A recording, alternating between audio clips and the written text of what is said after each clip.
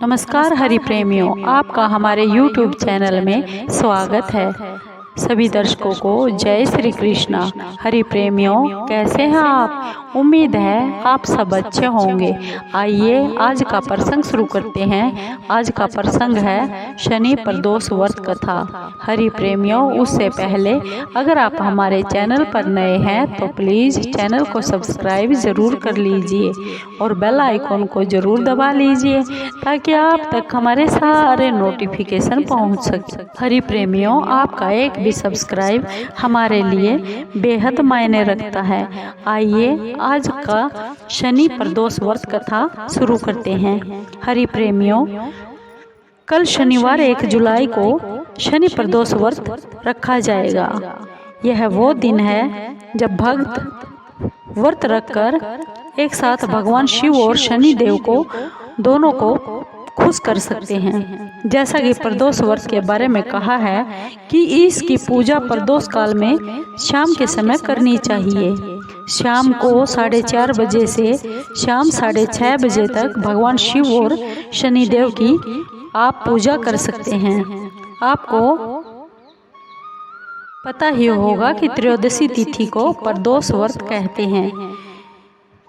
त्रयोदशी तिथि 30 जून और 1 जुलाई के बीच 1 बजे शुरू होगी और 1 जुलाई को रात 11 बजे त्रयोदशी तिथि का समापन हो जाएगा। इसलिए उदय तिथि के अनुसार 1 जुलाई को ही प्रदोष व्रत रखा जाएगा। इस दिन शनि की 7:30 और ढैया वाले लोगों को भी शनि का यह प्रदोष व्रत जरूर कर लेना चाहिए। खासकर पीपल पर दीपक जलाना चाहिए और शनि के दिन छाया दान करना चाहिए। शनि प्रदोष व्रत की कथा है। प्राचीन काल की बात है। एक नगर में एक सेठ रहता था और सेठ धन दौलत और वैभव से भरपूर था। वह बहुत दयालु था और उसके यहाँ किसी भी चीज की कमी नहीं थी और कोई भी उसके घर से खाली हाथ नहीं लौटता था। वह सभी को जी भर भर कर दान दक्षिणा लुटाता था। लेकिन दूसरों को सुखी देखने वाले सेठ जी और उसकी पत्नी स्वयं बहुत दुखी रहते थे। दुख इस बात का था कि उनके घर कोई भी संतान नहीं थी।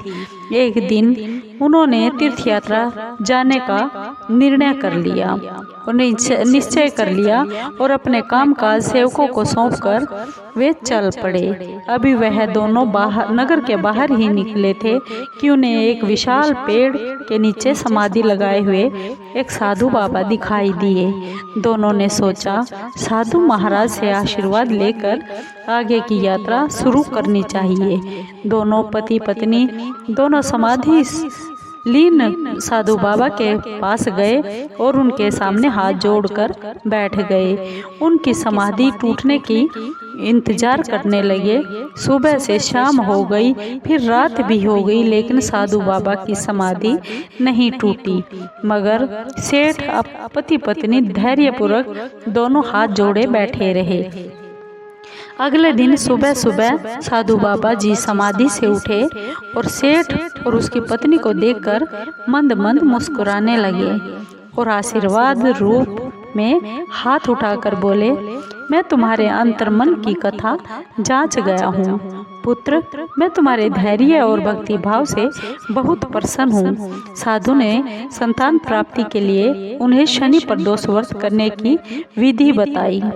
तीर्थ यात्रा के बाद दोनों घर वापस लौट आए और नियम पूर्वक शनि प्रदोष व्रत करने लगे। कुछ दिनों बाद सेठ की पत्नी को एक सुंदर पुत्र जन्म हुआ। शनि प्रदोष व्रत के प्रभाव से उनके यहाँ छाया अंधकार लुप्त हो गया। दोनों आनंद पूर्वक रहने लगे। प्रेमियों, आपको ये शनि प्रदोष व्रत की कथा कैसी लगी? हमारे पुराणों से ली गई है। हरि प्रेमियों, आपको अगर ये कथा अच्छी लगी हो तो प्लीज़ चैनल को सब्सक्राइब कीजिए, लाइक कीजिए, शेयर कीजिए और कमेंट ज़रूर कीजिए। आपके कमेंट का हमें बेसब्री से इंतज़ार रहेगा। हरि प्रेमियों, जय श्री कृष्ण।